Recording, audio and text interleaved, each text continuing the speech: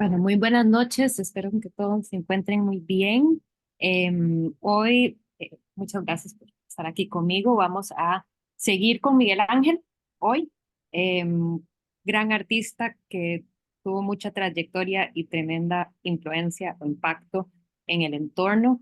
Eh, Recordemos lo que les había comentado la semana pasada o antepasada, que fue conocido, perdón, como el Divino durante su vida. Entonces, de estos grandes maestros, probablemente él fue el que más fama tuvo durante su vida, pero también es porque vivió muchísimos años em, y fue tremendamente prolífico, ¿verdad? Em, entonces, la semana pasada nos habíamos enfocado principalmente en la obra, pues relativamente temprana de Miguel Ángel, y pues pasamos mucho tiempo abordando David, pero el David desde también una perspectiva de pensar un poco más el contexto en que encontraba Florencia en ese momento, y también en el contexto, digamos, de la historia del arte que se está escribiendo en ese siglo en Florencia. Entonces comparamos el David de Miguel Ángel bueno, esto era para recordarnos un poco ese contexto de Florencia, acordarnos de que los Médicis habían sido básicamente, pues, había sido como un reinado autoritario bajo ellos durante mucho del siglo XV y luego pues a ellos la misma ciudad los echa y luego justo después como que en ese vacío de poder ingresa esta figura Savonarola que va a generar pues casi que va a poner un fin de cierto modo a esa experimentación artística que se estaba dando precisamente porque se consideraba ese arte como una vanidad. Y él mencionaba continuamente en sus sermones de que había pues que ese era el problema que tenía Florencia y que había que deshacerse de esas vanidades. Em, entonces, pues Savonarola está ahí 4 años y durante ese tiempo, pues se perdió mucho arte, se perdió muchos libros, cosas que eran consideradas paganas, ¿verdad? O arte que podría ser considerado totalmente, o sea, en cualquier cosa que fuera eh,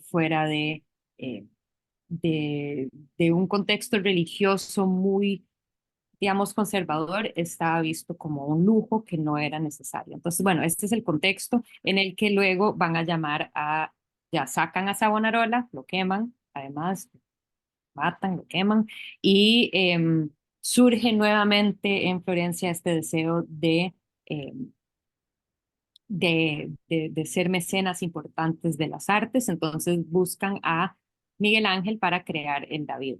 Pero también quería abordar este aspecto de esos cambios en la escultura durante el Renacimiento que podemos ver ante estos grandes maestros anteriores a Miguel Ángel para poder comparar los tres y qué era lo que estaban haciendo. Entonces, primero vimos y repasamos Donatello, el David de Donatello, la importancia de esta escultura en sí, la primera obra hecha en tamaño de una figura real, una persona real, hecho en bronce. Entonces, en sí como técnica fue un avance sumamente importante. Y por otro lado, es una escultura hecha en la técnica de cera perdida, ¿verdad? Que era recobrando precisamente esas técnicas antiguas, clásicas.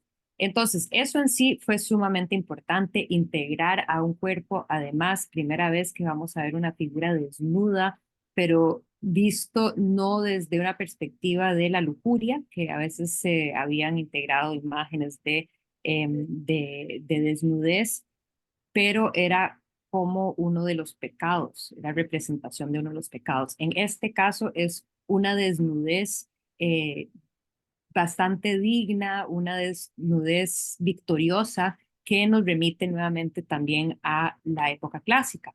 Entonces vemos aquí esos anhelos de los artistas del Renacimiento de querer mirar hacia atrás y a la vez, pues también importante pensar cuál es la temática de esta obra y por qué hubiera sido algo tan querido en Florencia, que siempre que se consideraba la ciudad una pequeña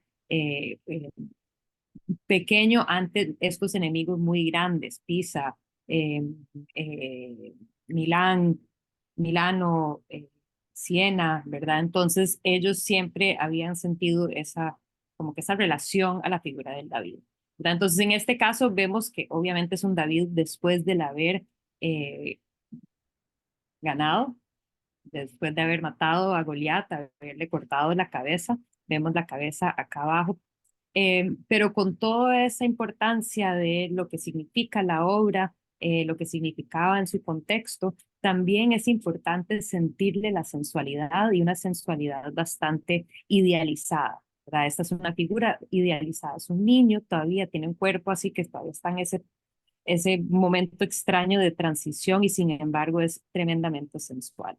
Y entonces, ¿cómo podemos expresar esa sensualidad y ese aprecio del cuerpo humano y esa belleza que puede irradiar el cuerpo humano a partir de la figura de David?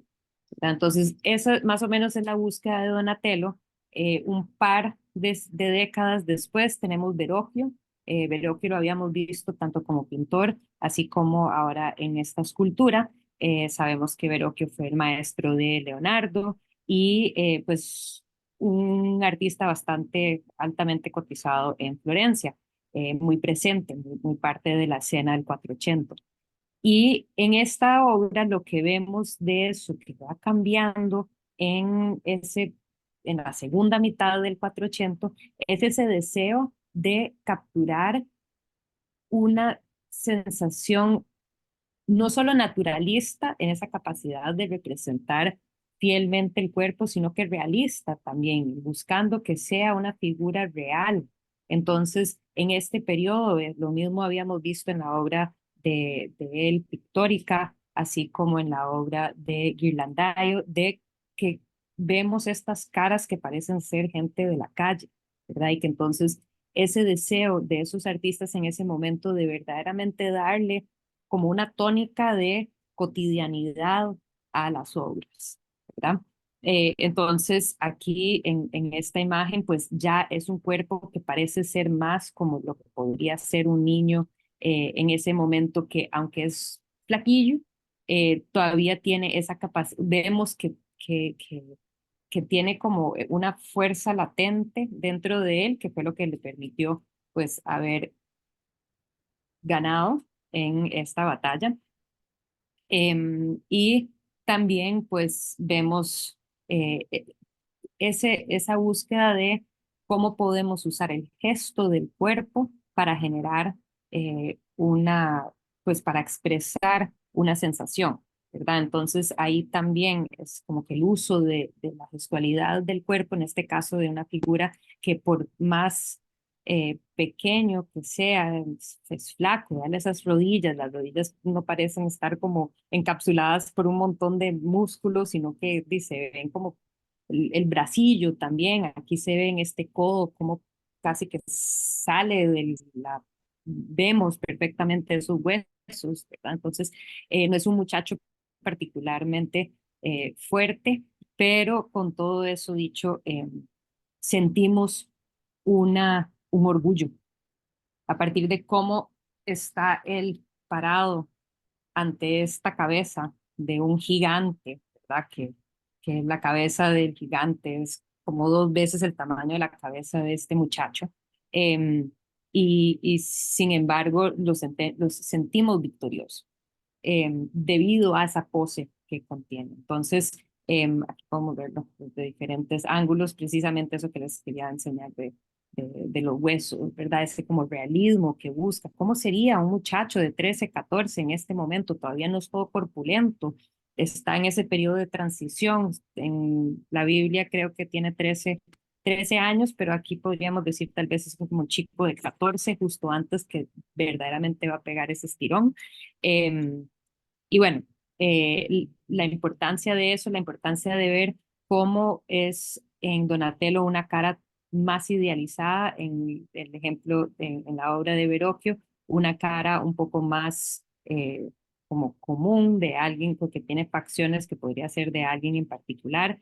Aquí lo vemos, ¿verdad? También, ustedes desde este ángulo vemos un poco que no es el perfecto ejemplo de la belleza, no es una cara tremendamente idealizada y esa era la búsqueda en ese momento. ¿Cómo podemos hacer nuestro arte ver lo más real posible, incluyendo pues esa sensación de cotidianidad versus divinidad? Que pues eso, ese aspecto de divinidad o de como que de como una sensación de pureza y perfección ideal, era la búsqueda de los artistas del Alto Renacimiento y pues el enfoque ha sido hasta el momento Leonardo. Vimos cómo él estuvo tras esa búsqueda de la perfección y en el caso de Miguel Ángel también con las figuras, ¿verdad? Con su obra escultórica va a buscar también dotarle a sus obras esa sensación de lo perfecto, de lo ideal, de algo casi celestial o divino, así como le dije. Entonces, pues vemos que él también está muy interesado en lo que es las figuras clásicas y devolviendo la mirada también a estas figuras de la antigua Grecia que eran pues muy corpulentos. Entonces ese interés en no solo adoptar el contraposto, adoptar una fiel anatomía, sino que también una fascinación con los logros del cuerpo, viendo los músculos, cómo pueden estar desarrollados, cómo los vemos cuando están en tensión. Y pues eso de en la escultura clásica va a ser importante para, para, para, para Miguel Ángel, ¿verdad? Un segundito. Em,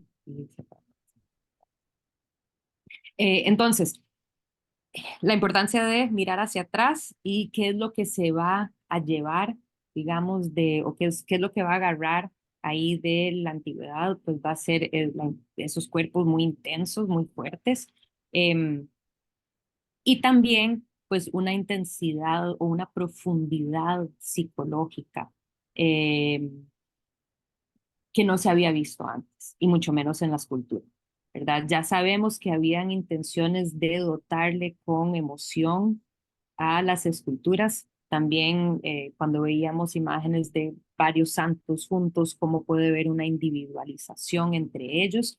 Aquí sentimos que este David es ideal, es bello, pero a la vez sentimos cómo ya ha pasado esa búsqueda de esa cotidianidad. Entonces parece ser una cara no una cara como muy homogeneizante, de imagínense los ángeles al inicio del Renacimiento, como todos tienen las mismas caras, o bueno, finales de la Edad Media. En este caso, pues no, es como una cara, vemos que esa nariz, digamos, no es una nariz perfecta y más importante que cualquier otra cosa también es el aspecto emocional que integra el artista a la obra con pues este gesto facial de una cara que está pues muy enfocada en algo, algo le ha llamado la atención, está volteando la mirada de una manera, y me devuelve un toque mucho más eh,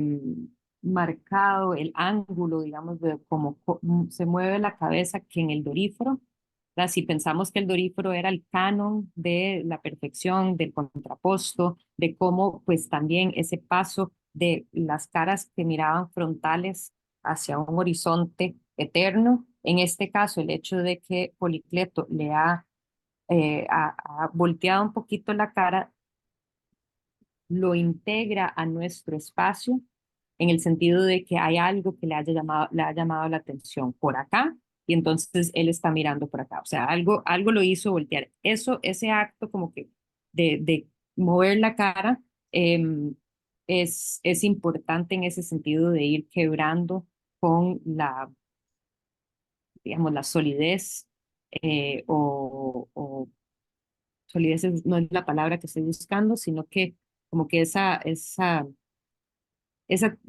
está como, no pertenecían a nuestro tiempo las esculturas anteriores, los puros anteriores, ¿verdad? Porque están mirando hasta este horizonte y es eterno, una mirada eterna. En este caso, no, algo le hizo ver hacia acá. Entonces, eso es súper importante, em, pero sigue siendo un poco como una mirada reflexiva, mientras que con Miguel Ángel y el David vemos que algo le ha llamado la atención y ese algo lo tiene muy preocupado. Entonces, mucha gente dice que tal vez es el primer momento en que ve a la distancia su enemigo, ¿verdad? Y que entonces eso es lo que lo ha atrapado en esa mirada. Em, pero por otro lado, pues también no importa necesariamente el momento, porque aquí, o tal vez eso es lo que más emociona, tal vez pudo haber emocionado a la gente en ese momento, que no es una lucha fácil. De cierto modo, con estos chiquitos pequeños, estos niños jóvenes que están ahí ante un Goliat masivo, parece ser como algo fantasioso, sin verdadera, bueno, milagro, básicamente. En este caso, vemos una figura que está preocupada, que no sabe en este momento cuál es su destino y que podemos contemplar ese sin saber del momento con la satisfacción de saber que gana. ¿Verdad? Entonces, sabemos que gana, pues sabemos que esta figura todo bien con él, no va a morir trágicamente ante el gigante de Goliat, sino que va a ganar. Pero este es un momento muy real, de emociones muy reales, muy humanos, de esa preocupación, de esa perseverancia ante también, pues, este, este gigante que ha estado eh, retando su pueblo desde hace tiempo ya, y que él es el único que valiente, lo suficientemente valiente para enfrentarse al gigante. Entonces, ahí creo que eso era lo principal que habíamos abordado con Miguel Ángel, le habíamos enfocado mucho énfasis a los David, pero sí empezamos un poco con lo que es la pintura de Miguel Ángel, porque hoy vamos a seguir con la Capilla Sistina, entonces me parece importante nada más volver a ver esta imagen, esta obra temprana de su repertorio, digamos, y que entre las cosas que más interesan señalar es, a ver, esta clara fascinación con los cuerpos y con entrelazar estos cuerpos de una manera que es bastante compleja, pero a la vez bastante dinámica. Es esa tridimensionalidad del espacio que logró Leonardo, pero que en este caso algo que es distinto y que vemos que es diferente en la búsqueda de Miguel Ángel es cómo dentro de eso verdaderamente enlazan los cuerpos, ¿verdad? Entonces aquí están como enroscados los cuerpos de la Sagrada Familia. De cierta manera también le da esa tensión o ese dinamismo que uno siente que en cualquier momento el niño Jesús se va a venir para adelante, la mamá va a tener que como que voltearse para agarrarlo porque probablemente se va a caer, ¿verdad? Entonces como que esa tensión del momento, pero logrado de una manera en que están como que atrapados en ese momento permanentemente, pero que sentimos esa energía, ¿verdad? Entonces, eso es algo que vamos a ver dentro de su obra posterior, ¿verdad? Especialmente hoy que nos vamos a enfocar en la Capilla Sistina. Entonces, esto es algo que es interesante y que de cierto modo pues es una copia del dibujo, boceto inicial para un fresco grande que se suponía que iba a pintar Miguel Ángel en en, eh, se me fue ¿cómo se llamaba? La Asamblea de Florencia. Hay alguien, si se le viene a la mente, ¿cómo es que se llama? El edificio principal, pues ahí era donde, un edificio gubernamental donde se iba a retratar esta escena, que era una escena ya histórica de una de las victorias florentinas que hubo siglos atrás, durante la Edad Media, si no me equivoco, el siglo XIII. Era esta batalla. Entonces, él está retratando esta batalla. Frente a él y se destinó también un espacio para un fresco, para otra batalla histórica de Florencia, que iba a pintar Leonardo, entonces iba a estar Leonardo, iba a estar Miguel Ángel frente a frente. Ninguno de los dos llega a completar la obra. Miguel Ángel no la completa pues porque lo llaman a Roma, al Vaticano, y uno no le puede decir que no al Papa, así que tuvo que dejar esta obra pues sin iniciar. Se dice que se asume que se había iniciado, que se había empezado el trabajo en fresco. Todos los bocetos habían existido en un momento, pero han desaparecido. Sin embargo, se consideraba especialmente esta escena, que era como la escena central de la composición, que era como una escuela de arte en sí. Se consideraba o se apreciaba altamente entre estudiosos del arte, estudiantes del arte, y por ende tenemos varios dibujos. Este es el que se considera que probablemente se asemeja más a el dibujo original. Entonces, como les digo, los bocetos originales no existen. Este es una copia probablemente por Bastiano de Zángalo, y que es eso, lo que vemos acá es eso que les había señalado con el tondodoni, acabamos de ver, que es este querer poder entrelazar figuras, permitiendo que cada figura exprese intensamente alguna acción, alguna acción que nos comunique algo importante sobre la escena, y que además de tener ese poder expresivo, en sí también se enlazan en una composición que es muy dinámica y muy fluida. Lo que representa la escena es cuando en un momento o sea, se estaban bañando los soldados florentinos, y en eso el enemigo aparece. Entonces todos aquí los vemos como están desnudos o estaban en medio de como un momento de ocio, cuando de repente se tienen que vestir. Entonces, ojo, esta figura que se está poniendo las medias, o este que se está poniendo el chaleco, este que está señalando que vienen para allá, este que toca como un tipo de corneta, y pues cada figura nuevamente tiene también ese dinamismo, esa flexión que sentimos que en cualquier momento pues se va a mover. Si una figura está muy pasiva, entonces no sentimos movimiento, no sentimos que puede haber movimiento. Cuando están todos de esta manera, pues eh, puestas, hay mucha vida, como que surge la energía de estos cuerpos, lo sentimos, lo percibimos.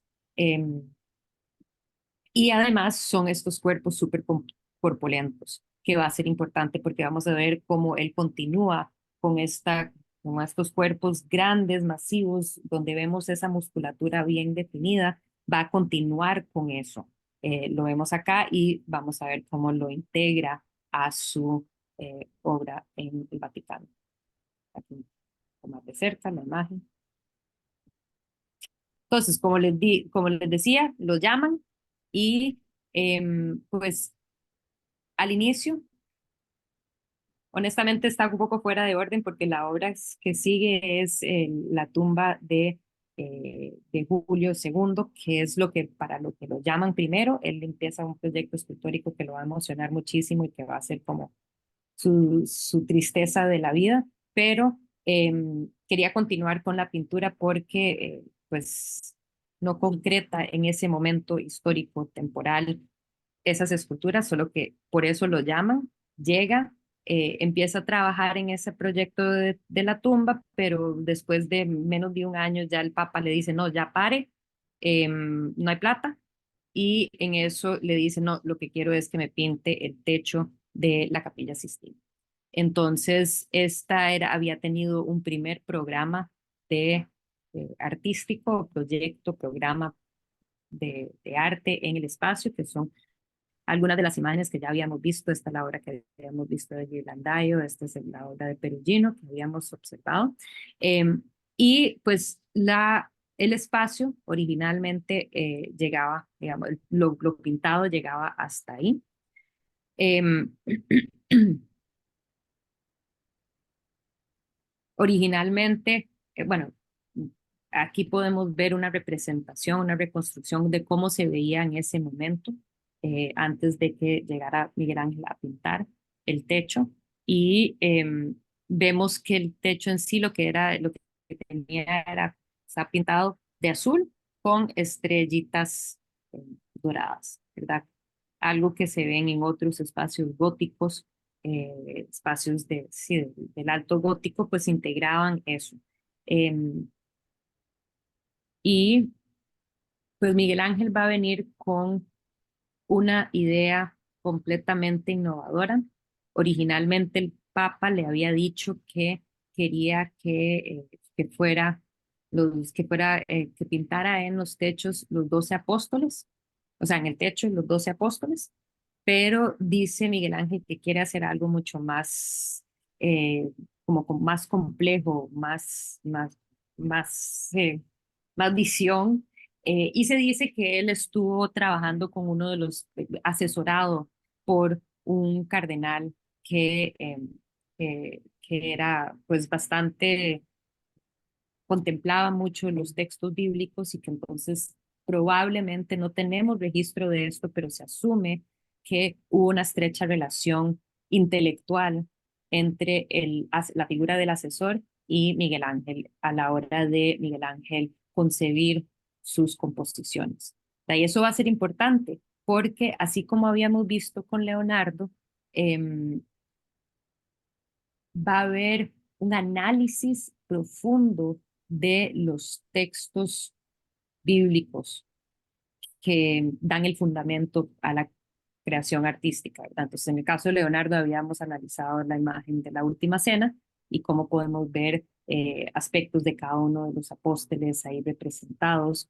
Eh, Además de bueno, todo lo demás que podemos decir de la obra de la Última Cena, lo que me interesa señalar es ese análisis profundo que él hace de varios elementos del texto, integrándolos juntos para crear la obra de la Última Cena. Igual va a suceder acá, ¿verdad? En que va a tomar en cuenta varias interpretaciones de los mismos textos a la hora de pensar cómo va a representar lo que hay está representando. Entonces, él lo que decide es que va a generar 9 episodios de Génesis, de la historia de Génesis, y, eh, y entre esas figuras, él llena con imágenes de profetas y de sibilas, que son estas mujeres de la antigüedad que también, como los profetas habían predicho, habían sabido que iba a llegar el Mesías, ¿verdad? Entonces, esas son estas figuras de acá. Y pues dentro de las diferentes escenas hay otros elementos arquitectónicos. Entonces, estos son elementos arquitectónicos añadidos por Miguel Ángel, no son parte del espacio. Entonces, todo está pintado. Em, el techo es inmenso, tiene muchísima obra en sí, y no vamos a poder analizar todo, pero bueno, aquí podían ver los profetas y las sibilas, las escenas del Viejo Testamento de Génesis, perdón que no puse ahí Génesis, y estos son conocidos como los Ignudi, que son figuras que de cierto modo apoyan la escena, llenan la escena y que son para Miguel Ángel pues importantes en su búsqueda y su experimentación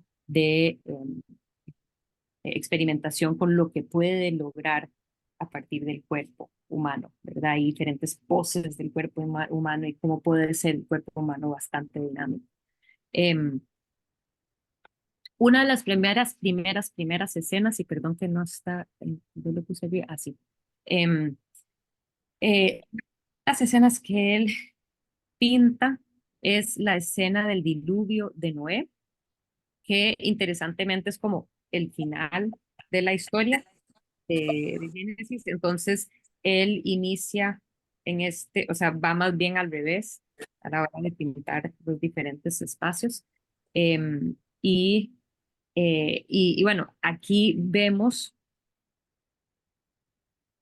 una obra en donde todavía él está tratando de hacer lo que vimos en esa obra de la batalla de Kashina, sí, que es precisamente tener o poder representar cuerpos en diferentes eh, pues, configuraciones entre ellos dispuestos de tal manera que hay como una danza entre las figuras, pero que se siente bastante real en el espacio que ocupan dentro de la obra en sí.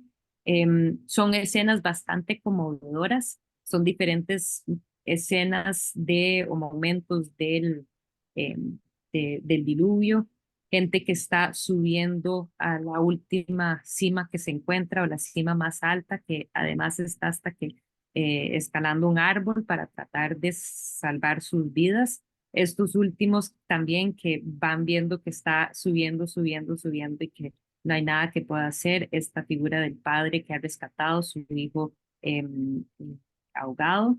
Estos que están escapando en una balsa. Y al fondo vemos la escena de la construcción y, bueno, la creación de el arca de Noé, ¿verdad? Entonces, esta es la escena de la salvación, que de cierto modo el énfasis en su aspecto construido de madera, de una forma como muy rápida y siendo símbolo de la salvación, podemos considerar y se puede leer dentro de eso una relación directa eh, con la cruz de Cristo, ¿verdad? Ese último paradero simbólico de esa salvación de la humanidad ante, pues, en este caso, el enojo de Dios y en el caso de Cristo, pues Dios enviando su propio Hijo y sacrificando su propio Hijo para la salvación de la humanidad. Entonces, ahí hay esa relación entre esas dos escenas, aunque no se esté pintando nada de- del Nuevo Testamento, hay esa relación en la lectura que se le puede hacer o dar a esta obra. Esta es una obra temprana, después de haberla pintado, como que baja el andamio, se había construido un andamio y obviamente cuando tenía ahí el andamio construido, no podía ver lo que se había pintado, lo que él había pintado. Entonces, al desmantelar el, el andamio para poder ver lo que había creado, eh, uno puede considerar que tal vez quedó insatisfecho, ¿verdad? Porque después de esta imagen vemos que hay como un gran cambio en lo que él va a hacer en sus siguientes composiciones. Um,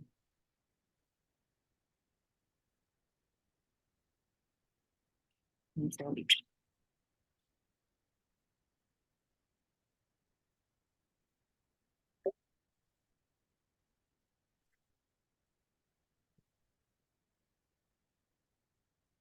Entre los pecados que empiezan ese pecado tan terrible que lleva a Dios a que esté tan enojado y por ende manda este diluvio.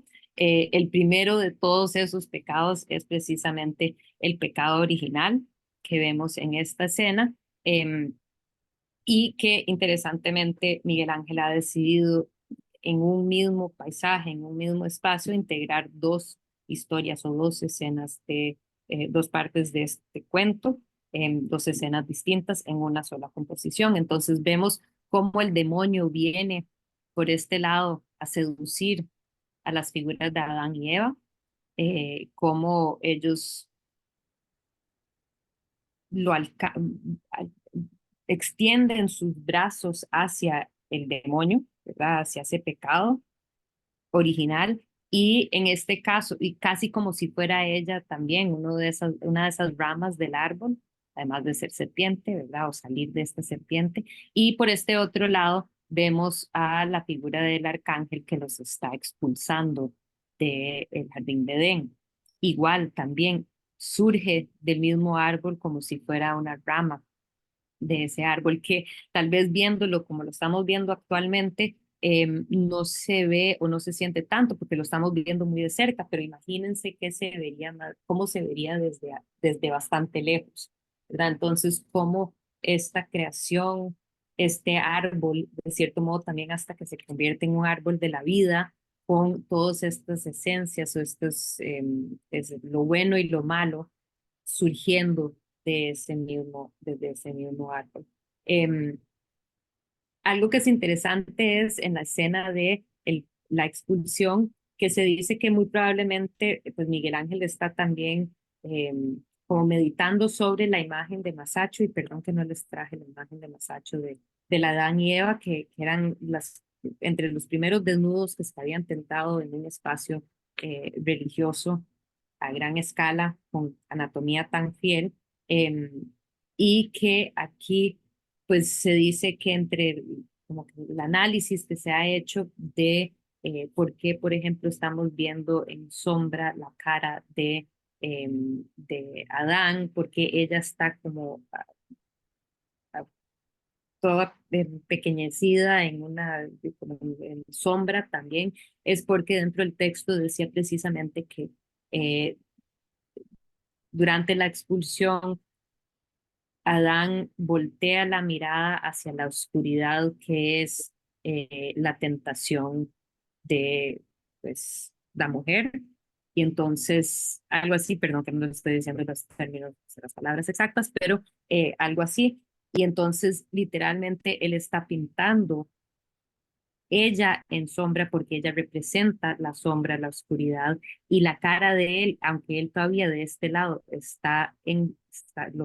lo vemos que no está en sombra, la cara de él sí, ¿verdad? Entonces es interesante ver cómo propiamente la propia luz puede generar eh, pues significado en este caso, y un significado que él saca directamente del texto, probablemente a partir de esas discusiones que habrá tenido con ese asesor, ¿verdad? Ese asesor teológico. ¿Qué más es importante señalar? Ah, bueno, sí. Otra cosa que es importante señalar es, hay mucho menos figuras y los cuerpos son mucho más monumentales dentro de la composición. Entonces, esos son entre los cambios que se asumen que él decide hacer mientras está en el proceso de crear su obra. Entonces, ojo, qué montón de figuras hay. Ese detalle se va a perder a la larga distancia que se está viendo esta obra, ¿verdad? Entonces se da cuenta que de cierto modo no es que no es para nada, porque hey, todo bien, puede ser una composición bastante compleja, pero a él lo que más le interesa y que es lo que venimos viendo sobre él es esta fascinación con el cuerpo. Entonces, ¿qué mejor manera de hacerlo que con darle más protagonismo al ser humano dentro de estas composiciones? Y entonces se expande, perdón que estoy devolviendo un toque, pero ojo la diferencia entre esta composición, que es la de Noé, que visto desde lejos no lo vemos tan claramente qué es lo que está sucediendo, versus esta que es la que acabamos de estar viendo ahora, donde vemos mucho más claramente estas figuras. Las figuras son muy masivas. Aquí podemos ver también eso que les enseñaba en la otra imagen, pero ojo la sombra de la figura, como penumbra casi de la figura de Eva, como ella se va toda, pues toda avergonzada, apenada. Em,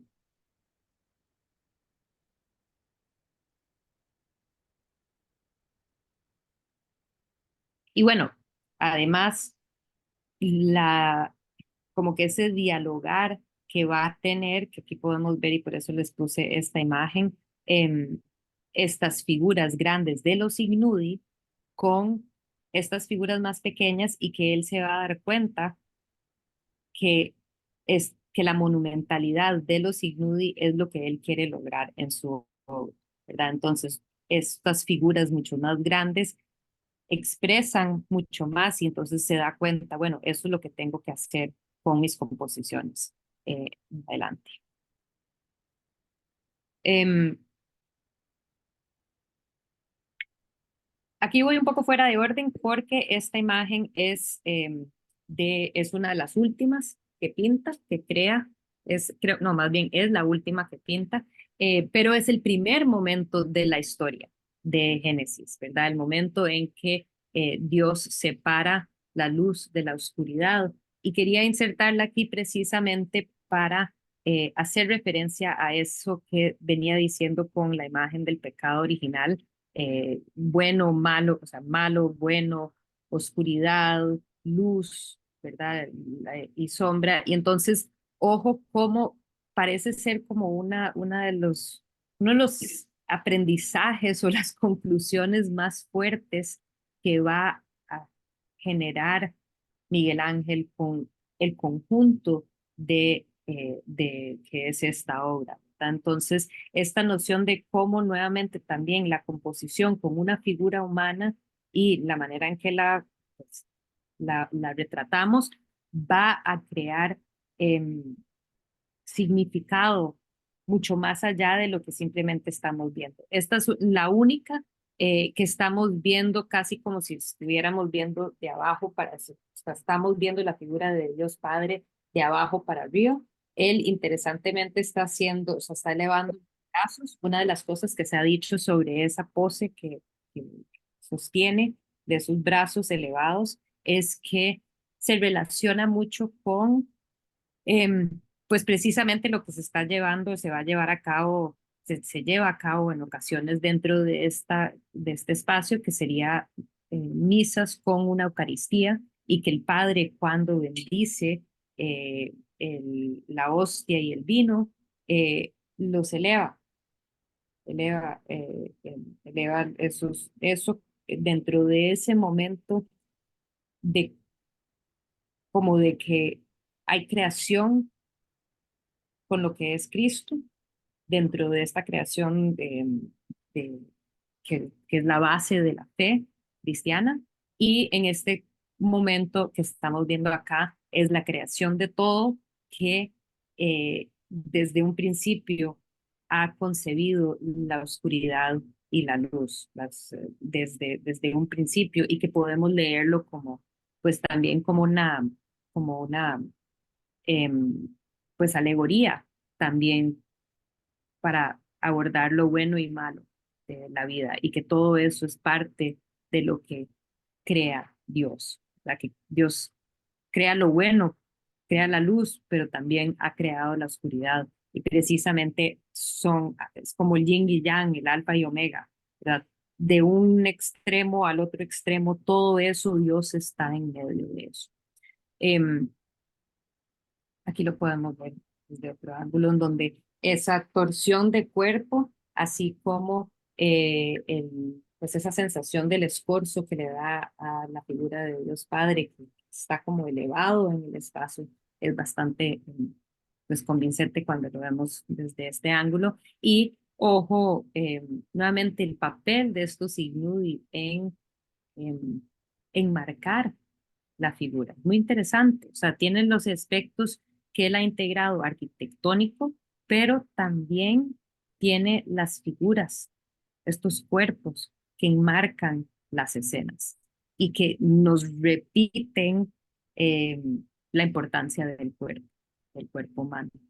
Esta es una siguiente escena de la historia de Génesis, que sería la creación de los astros y las plantas, y que pues vemos este, en esta parte de la escena a Dios Padre creando el sol y la luna, ¿verdad? Y que interesantemente Él está dispuesto en una forma de cruz, ¿verdad? Entonces, igual día, noche, sol, luna, la extensión de sus brazos a cada lado, igual esta sensación de, de las dualidades que existen, pero que Dios está en medio de todo eso.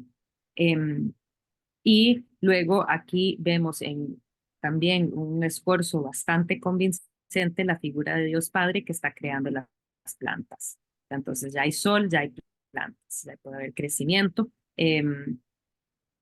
Y vemos pues estas figuras no están dispuestas de una forma muy común, ¿verdad? Y lo interesante de esto es darnos cuenta de que, y que se ha dicho, y más adelante les voy a enseñar algunos dibujos de las infinitas casi cantidad de dibujos que él hizo preparativos para preparándose para estas composiciones y que nos hablan de la inventiva de Miguel Ángel. Él no va a tener un modelo que va a poder volar, ¿verdad?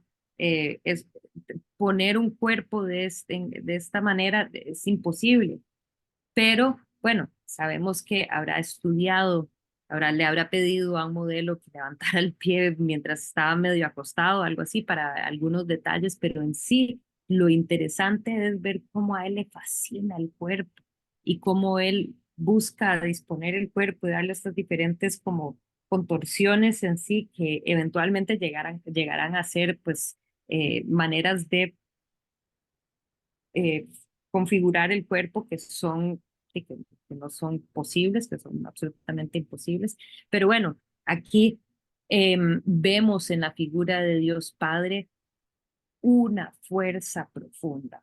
O sea, es una fuerza vital que genera sol y luna, pero que también emana en sí como una potencia. O sea, es poderosísimo el cuerpo de Dios Padre y que pues Miguel Ángel es a partir de cómo él logra retratar ese cuerpo en esas configuraciones tan extrañas, con esa musculatura tan fuerte que sentimos ese poder de la figura de Dios. Esta es la escena más famosa de todas, una de las escenas más reconocidas a nivel mundial. Um,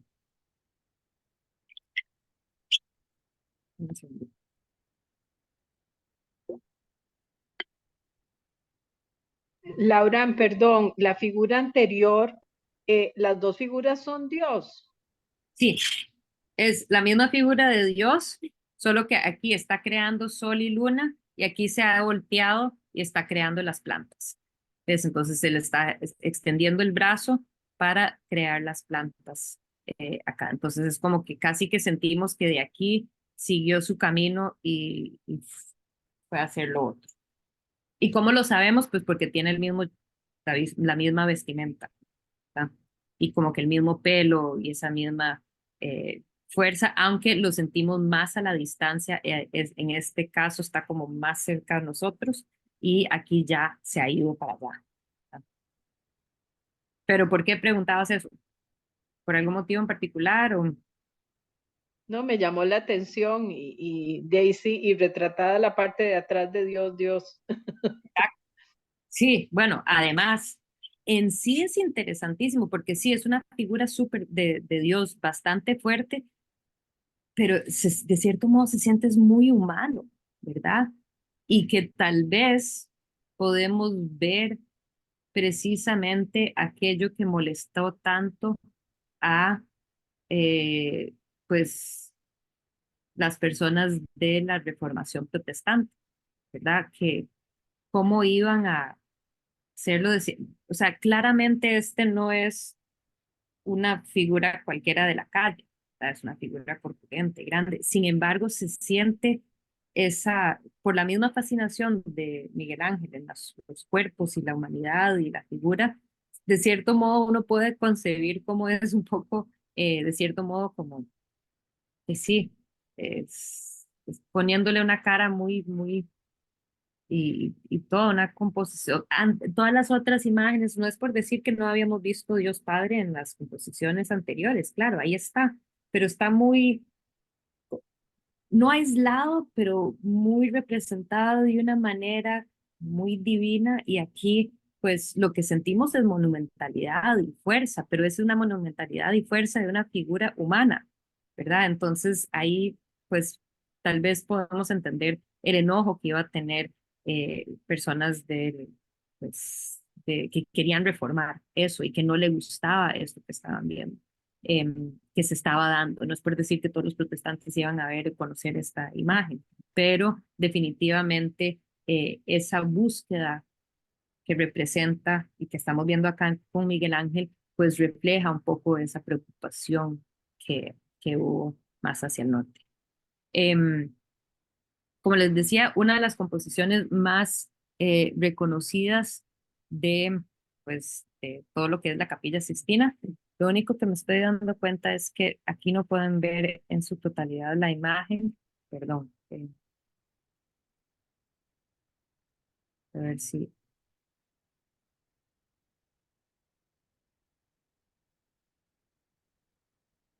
En esta pueden ver un poquito más la composición en su totalidad. O sea, hay que tener presente que Dios Padre viene como volando en esta nube, pero que esa nube es básicamente su mismo, como el manto, ese manto que vemos que lo envuelve en diferentes escenas que hemos visto, ahorita les enseño las que ya hemos visto, pero que es esta manta como rosada, en este momento está llegando hacia Adán, para lo que es la creación de Adán, acompañado por todos estos diferentes como tipo angelitos, querubinos que lo acompañan y que en sí em, la figura de Dios Padre como llega a la escena es una curva convexa, mientras que la figura de Adán es una curva eh, cóncava, ¿verdad? Entonces se complementan perfectamente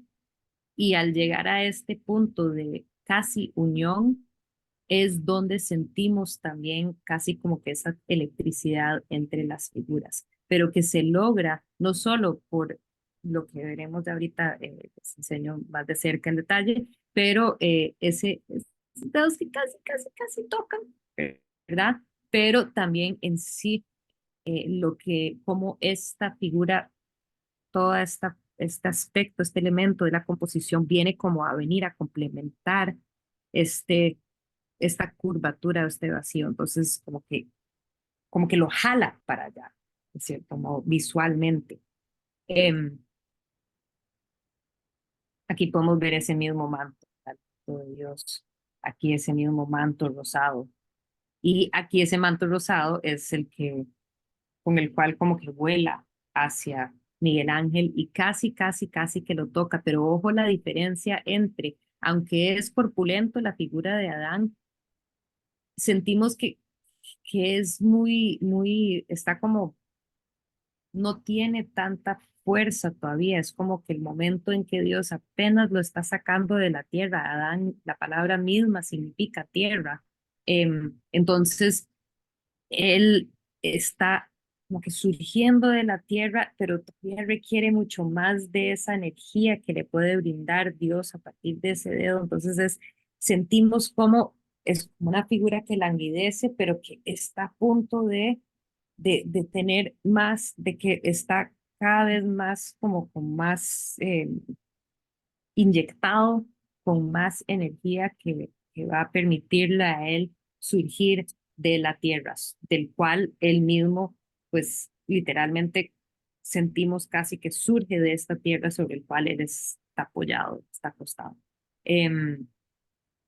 Entonces vemos que el brazo de Miguel Ángel, la mano de Miguel Ángel, aunque el brazo tiene esa musculatura súper fuerte, en sí la mano está como medio caídita, ¿verdad?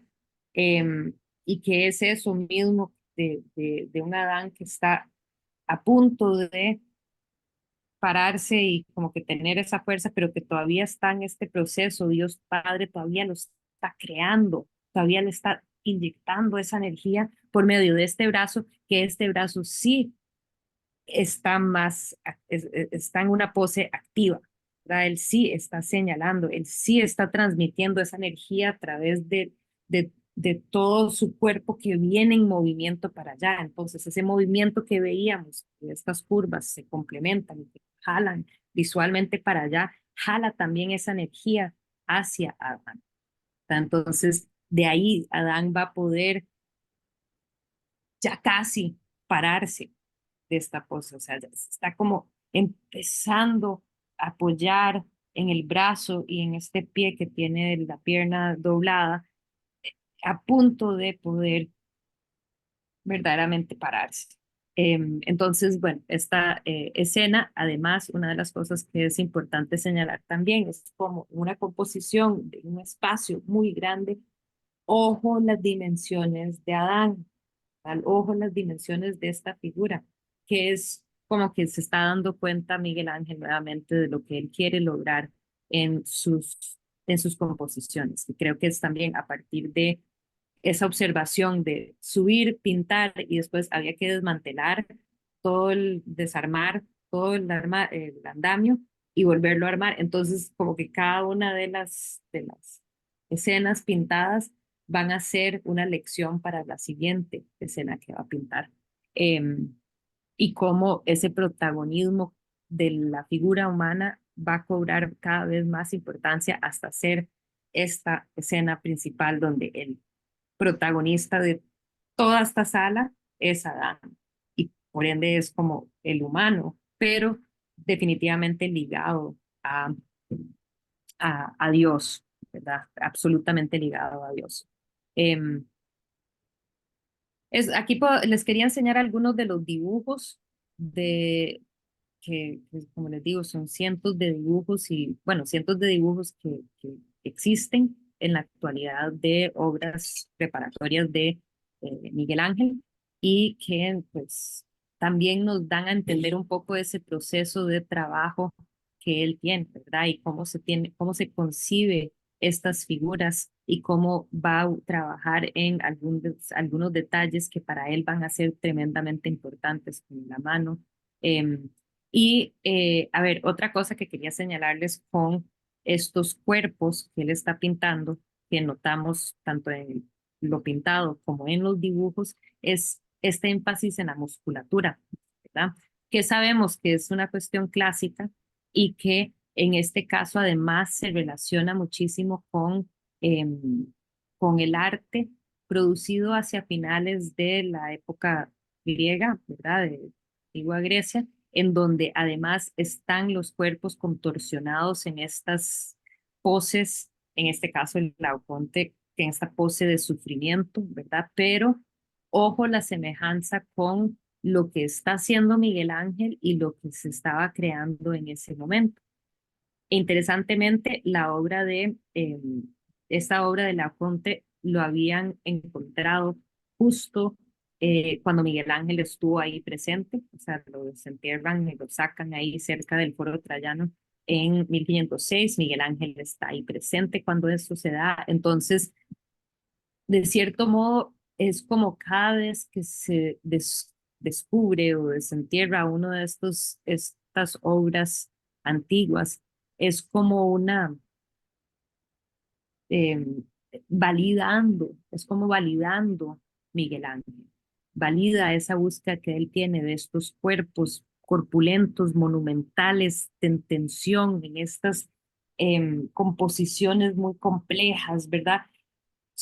Esto es lo que él viene trabajando, esto es lo que se está descubriendo que se hacía en el pasado, ¿verdad? Entonces, y cómo esas configuraciones corporales expresan profundamente, así como pues también las caras en sí, que es algo que pues, Miguel Ángel lo va a desarrollar bastante bien en sus esculturas y veremos eso más adelante.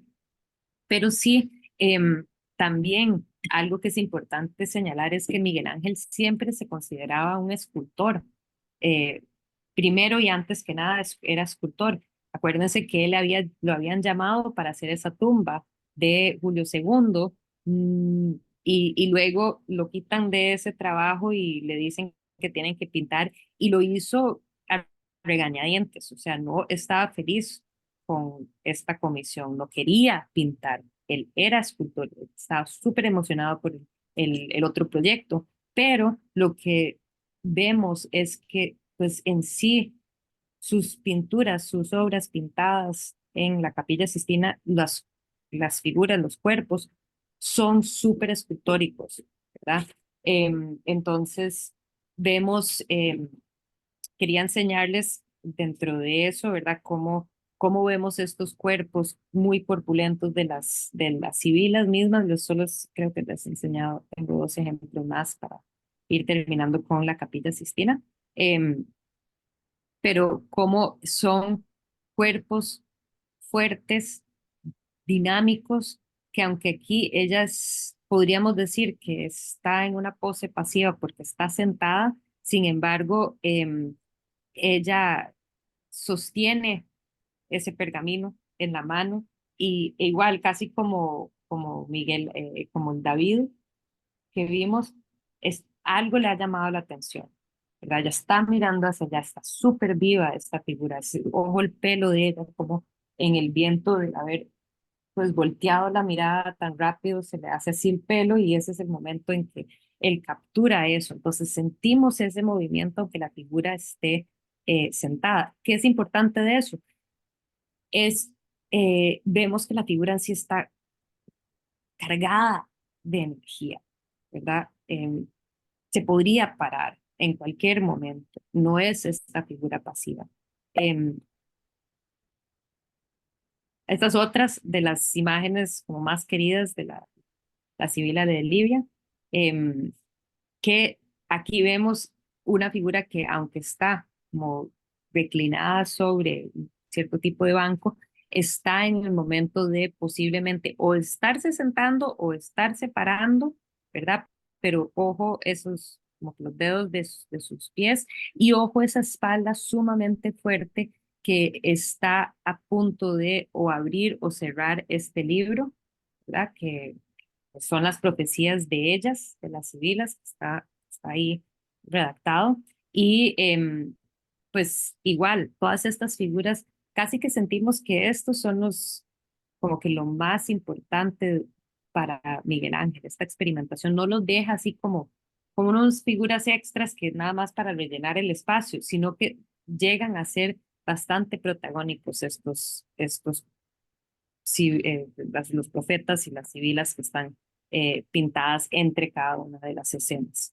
Y que sabemos, aquí podemos ver nuevamente cómo para Miguel Ángel, desde antes, mientras él está concibiendo y pensando en cómo iba a ser sus figuras, en este caso pues asumimos que este es un modelo, además un modelo que hubiera sido un joven muchacho, y lo que se ha interpretado de este dibujo preparatorio es que este es el joven muchacho que él está retratando, ¿verdad? Y que le pide, bueno, haga así el cuerpo y demás, pero como él en la misma hoja agarra esa cara y le empieza como a suavizar, como a preparar la cara para que sea la cara que necesita para la Sibila Livia, y cómo él tiene muy claro la importancia de los pies y de ese movimiento que les había señalado, esa acción de ese pie, de poner ese dedo del pie ahí, cómo eso va a ser tremendamente importante para él desde este momento. Entonces,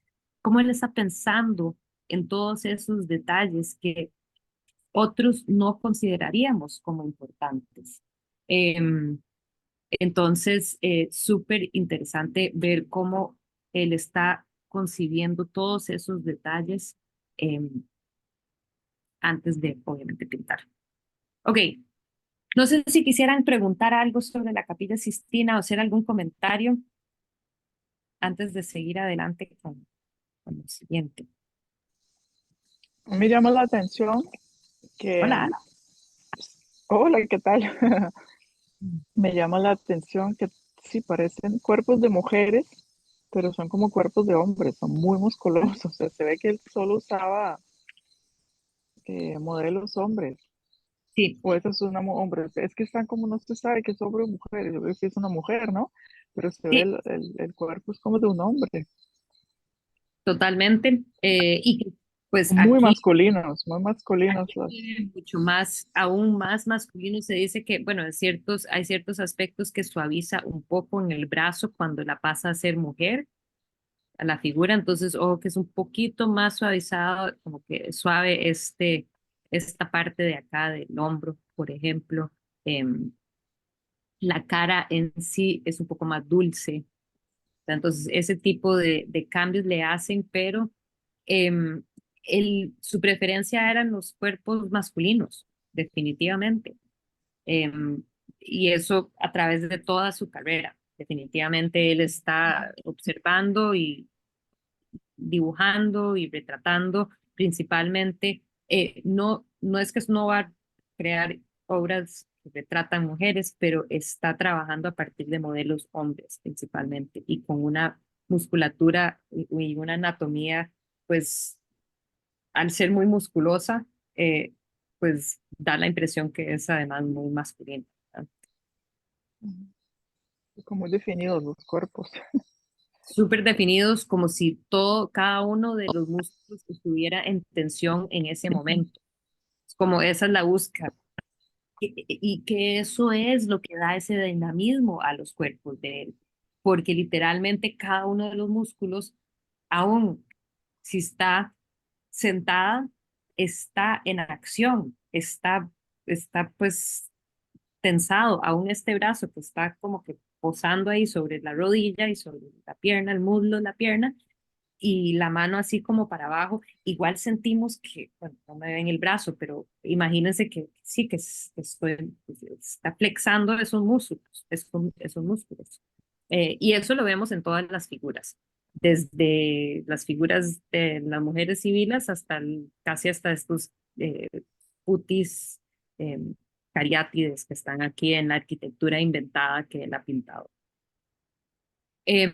Algo que es importante señalar que surgió pues relativamente recientemente es saber qué tan pues su capacidad en el uso del color, porque la Capilla Sistina por siglos, debido al uso que se le da a este espacio, que tiene que se le sube mucho humo de las mismas candelas que iluminaban el espacio, estaba cubierto de hollín.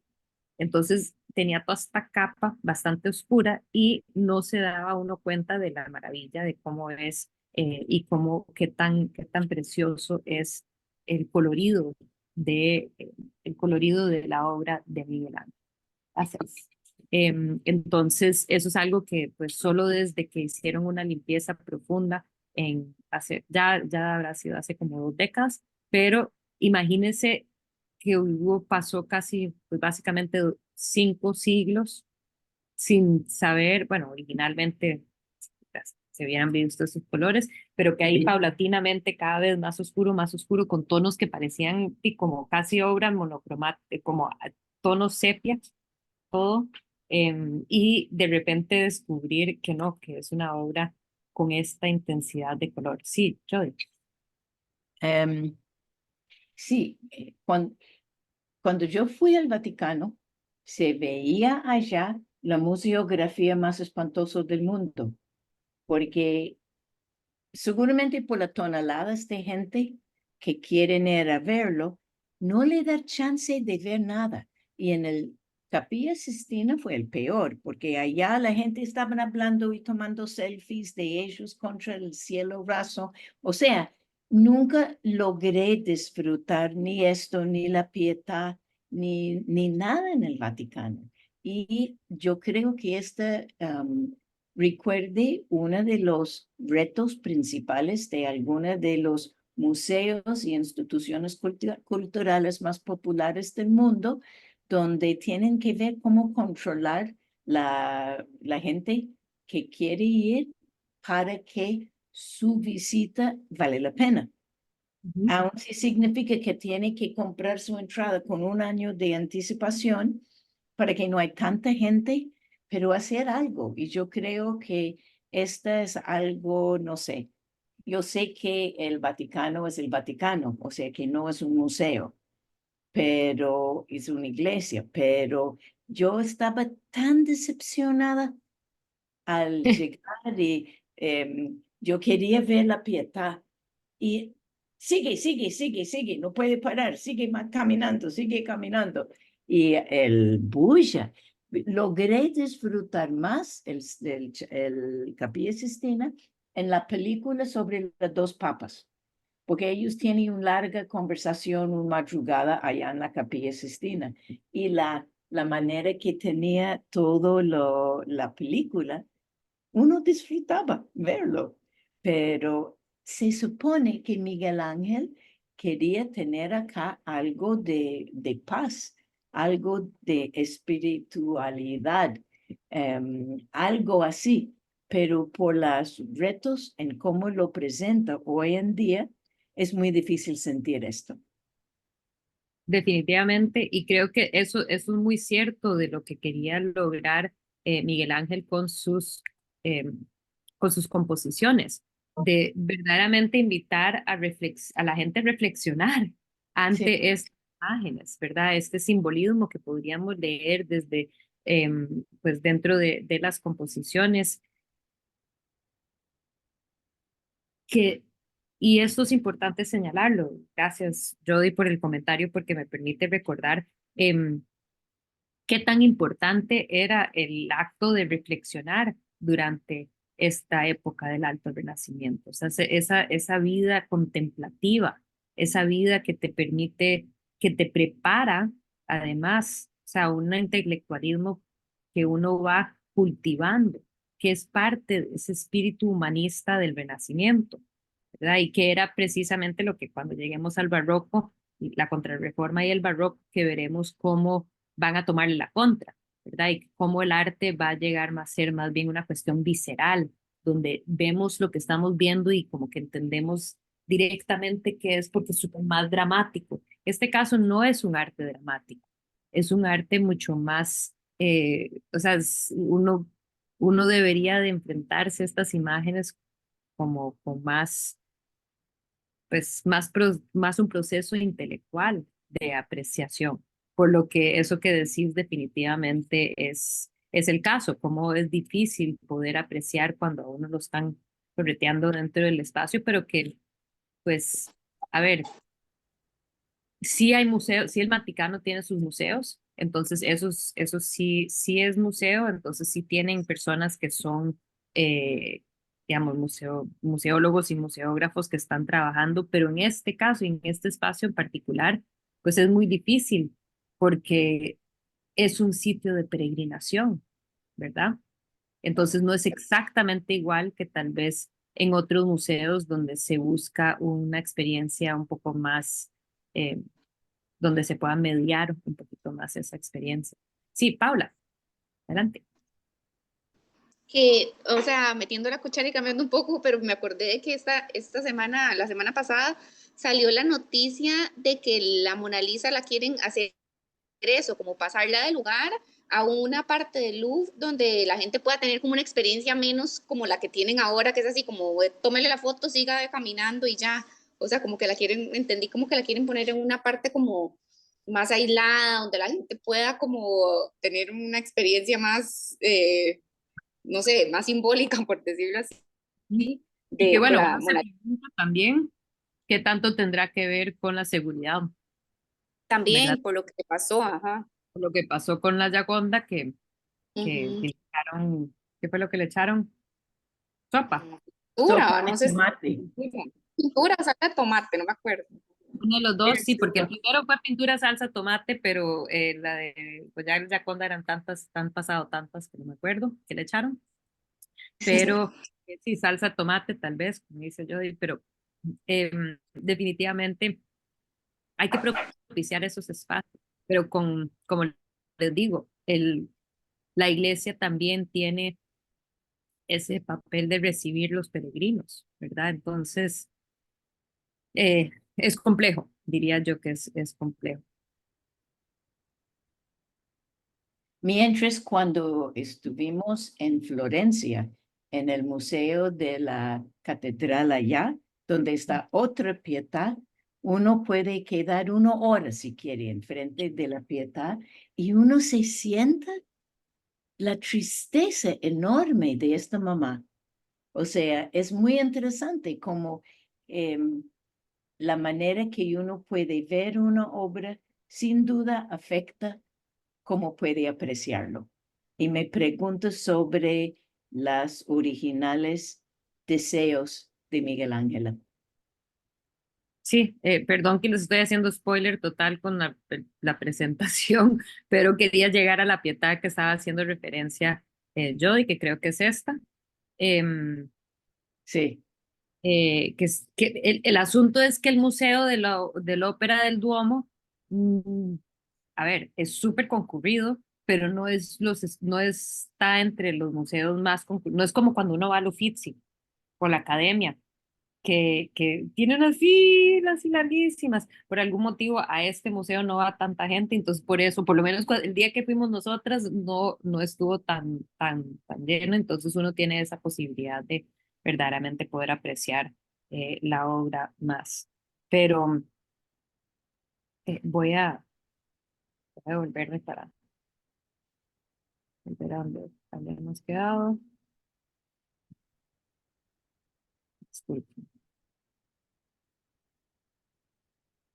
Eh,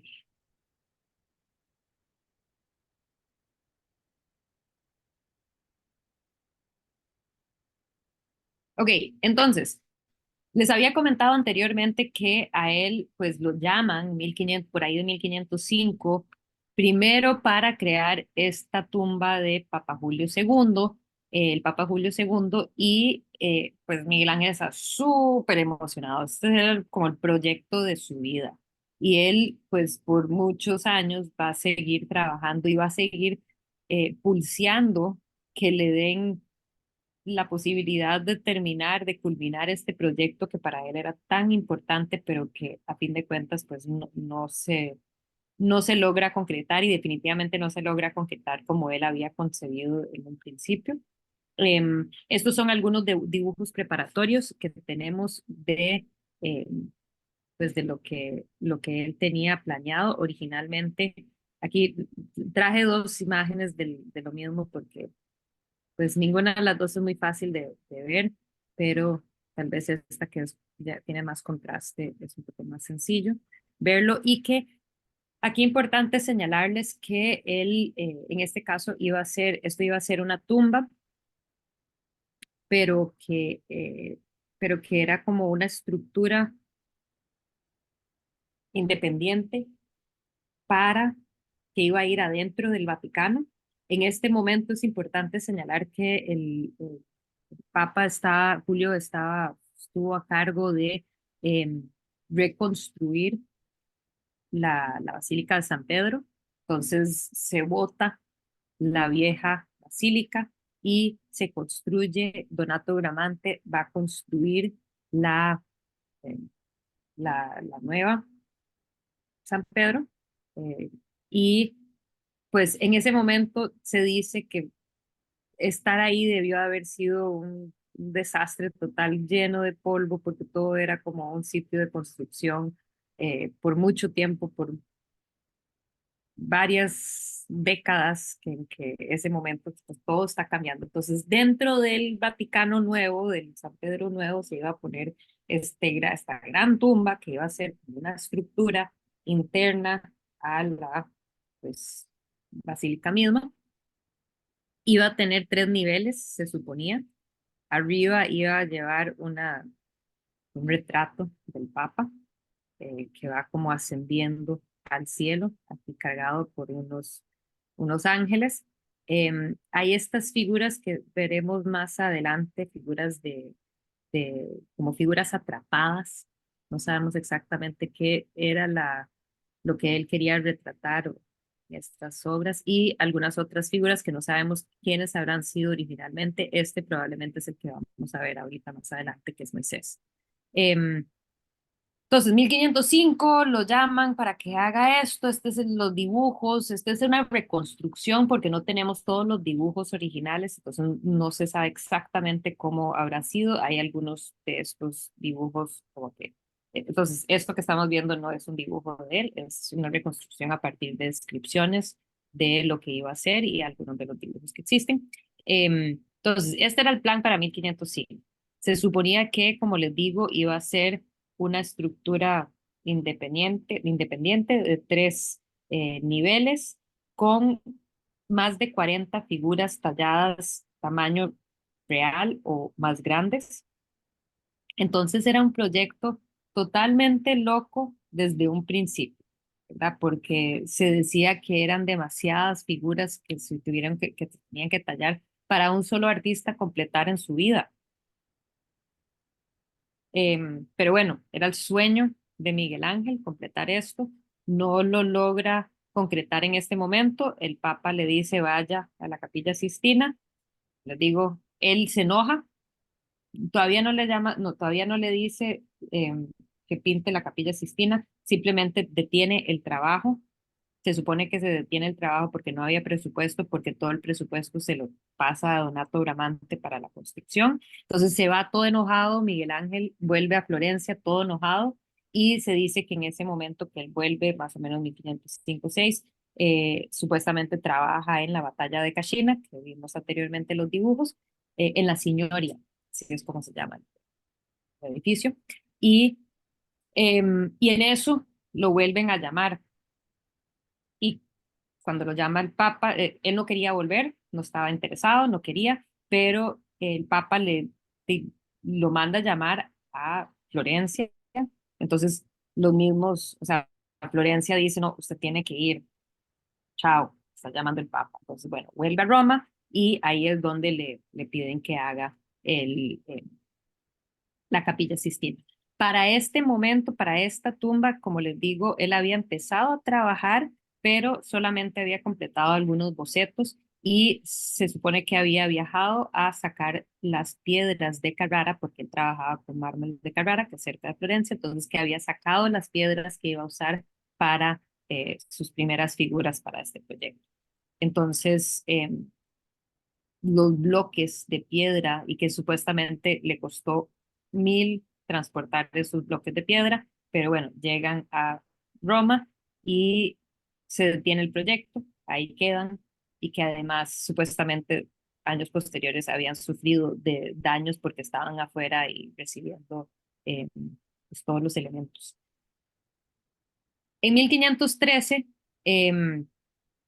1500, creo que muere en 1512 el Papa, y entonces, bueno, de ahí murió, ya necesitamos la tumba, y los familiares de el Papa vuelven a hablar con Miguel Ángel para que él trabaje en el proyecto, pero ahora va a ser un proyecto mucho más reducido, entonces ya no van a haber esas 40 esculturas, ya no va a consistir de 3 niveles. Este se asume que es un dibujo para esa segunda versión y en ese momento que está trabajando en esta segunda versión es cuando saca eh, los, algunas de las figuras que conocemos hoy, ¿verdad? Que son principales. Esta es la tumba del Papa Julio II, se termina en 1545, pero y no se incluye dentro de el Vaticano cuando se termina. Y ojo, una de las cosas que cambia y que cambió desde 1513, cuando se empieza a eh, negociar con la familia, es que ya no va a ser de 3 niveles, ya no va a ser una estructura independiente dentro de la iglesia, sino que va a ser como una tumba y una estructura contra una pared, ¿verdad? Y entonces, y con unas dimensiones mucho más reducidas. Entonces, empieza a trabajar en el proyecto eh, y logra sacar en ese momento solo una de las esculturas más importantes, reconocidas de la historia, una obra fantástica en sí, pero bueno, no completa todo el proyecto. En este momento lo que logra sacar es la escultura de Moisés, conocido, esta imagen conocida de Moisés. Este es un Moisés que, que integra todo eso que habíamos visto que logra desarrollar Miguel Ángel en el techo de la Capilla Sistina, ¿verdad? En esas imágenes, de darle ese movimiento, ese dinamismo a los cuerpos, que aunque en este caso vemos a una figura de Moisés que está sentado, sin embargo es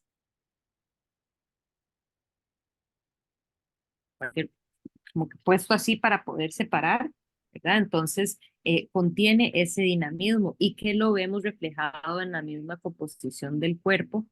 Veo que no tengo buena conexión, entonces voy a quitar el video. El hecho de doblar y echar para atrás esta pierna hace que sus caderas se desbalanceen, o sea, ya no están en una línea recta, ¿verdad? Sino que tiran hay una leve diagonal y, y esas leves diagonales que vemos, los vemos reflejados también, por ejemplo, en el torso y el movimiento de la cara que va, como que va fuertemente mirando hacia un costado, pero que a la vez también jala su barba para su derecha. Entonces, también como que hay todos estos movimientos que están sucediendo en un momento que aunque él esté todavía en esta posición sentada, contiene todo ese dinamismo, sumamente fuerte, esos músculos tensados, se ve todo ese alto pues nivel de detalle con las venas que se ven del Moisés. Y quería señalar cómo la obra, o sea, se podemos comparar la obra de Miguel Ángel con la obra de Donatello. Entonces, si nos devolvíamos un poco en el tiempo, vemos una figura sentada también, que en este caso es una figura mucho más pasiva, ¿verdad? Entonces, si los comparamos, sentimos esa gran diferencia de lo que anda buscando Miguel Ángel, ¿verdad?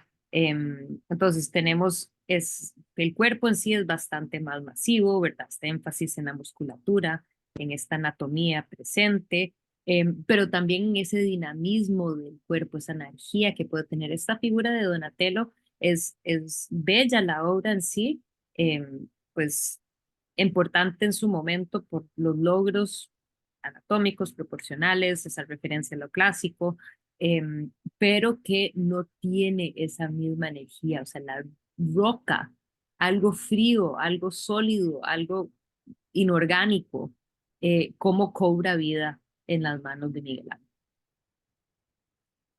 Y una mirada, lo que no sabemos exactamente qué hace, o sea, qué es lo que vemos reflejado en la cara de Moisés. Eh, Se ha dicho que se ve enojo, se contempla, y esto es común con Miguel Ángel, en donde no sabemos exactamente qué momento de la historia nos está retratando. Sin embargo, aquí, si nos devolvemos un segundo, a ver la obra en su totalidad, todavía tiene las tabletas, ¿verdad? Entonces se dice que tal vez este es el momento en que él ve a el pueblo de Israel que está con el tenero, que están venerando un tenero, que están como volviendo a como actos paganos que existían en el antiguo Egipto y que ellos habían estado ahí y que pues en este momento en que ya los ha sacado Moisés, los ha liberado de Egipto, sube al Sinai y recibe las tabletas escritas por Dios, por la mano, por la mano de Dios, y que sabemos que de su enojo tira las tabletas. Entonces, aquí vemos las tabletas todavía. Podría ser que lo que hemos representado es ese momento eh, en que ve esta escena que lo va a perturbar profundamente. Recordarles algo, que los cuernos que tiene en la cabeza Moisés son una referencia a una mala interpretación del texto en sí, en donde la palabra para luz eh, lo, como que lo interpretaron mal dentro de los textos bíblicos, por lo que se suponía que cuando Moisés baja después de haber tenido ese encuentro con Dios, baja y emana luz, ¿verdad? Es como que emana divinidad. Eso es lo que dice el texto, pero que años después las traducciones y la interpretación lo convirtió en cuernos. Pero esos cuernos hacen referencia a pues esa divinidad. Sin embargo, pues surge tal vez también esa mala, mala costumbre de pensar que las figuras judías, las personas judías tienen cuernos, ¿verdad? Em, para el proyecto iban estas figuras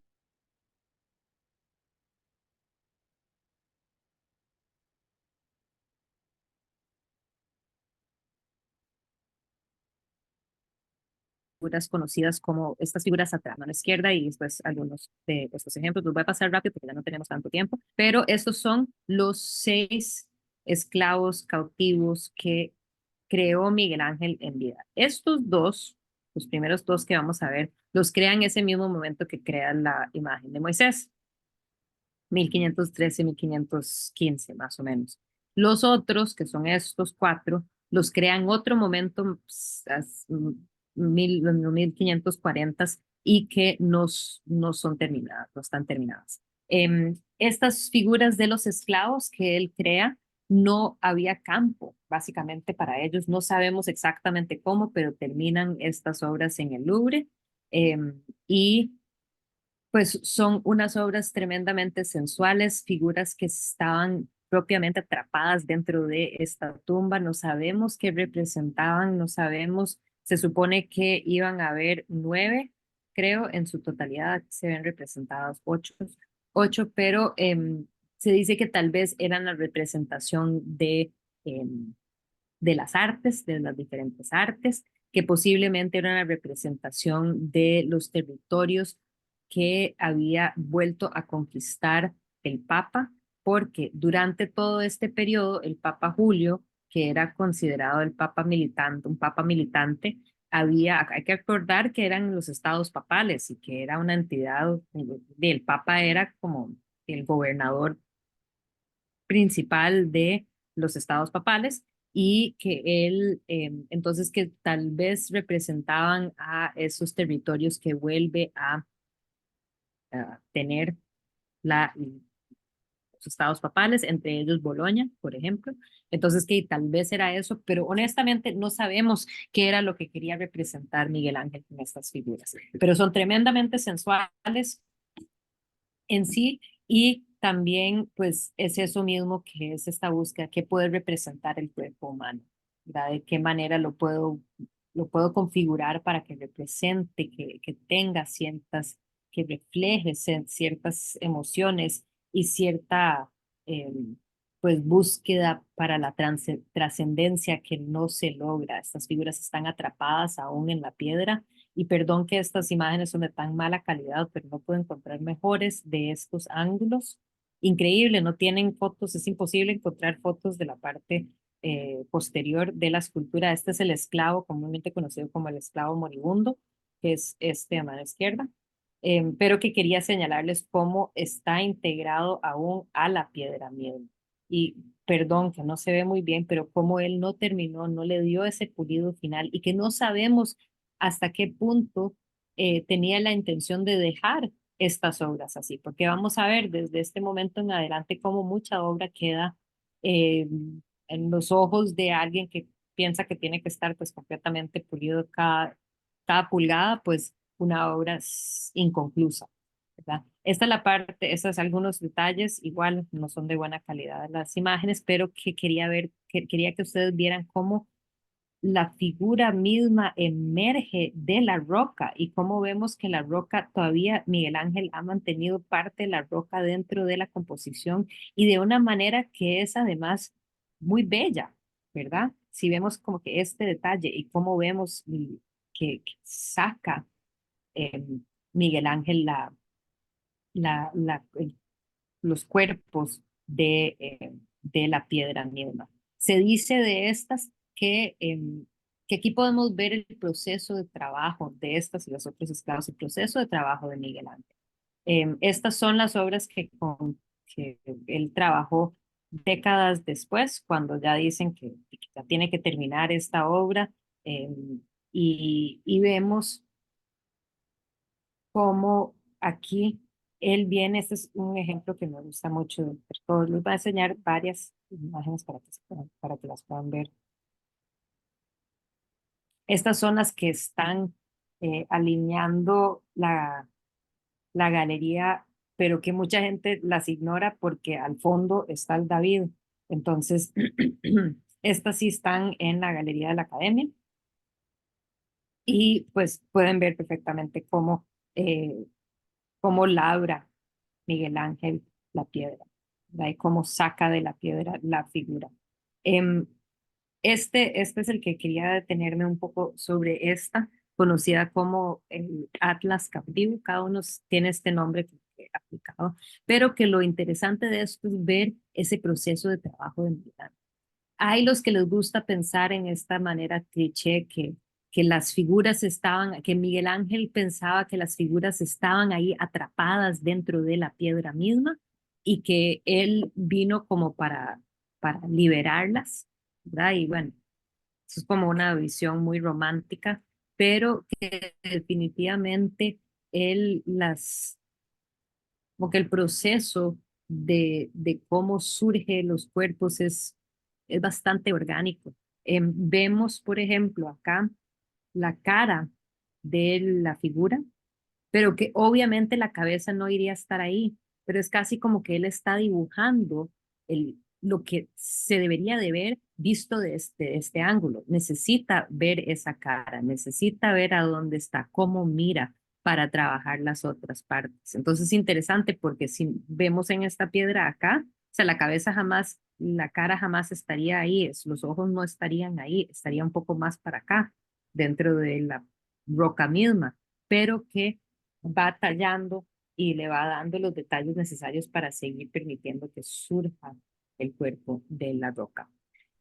Ok, lo vamos a dejar ahí. Espero que no se estén cansando de estos grandes maestros.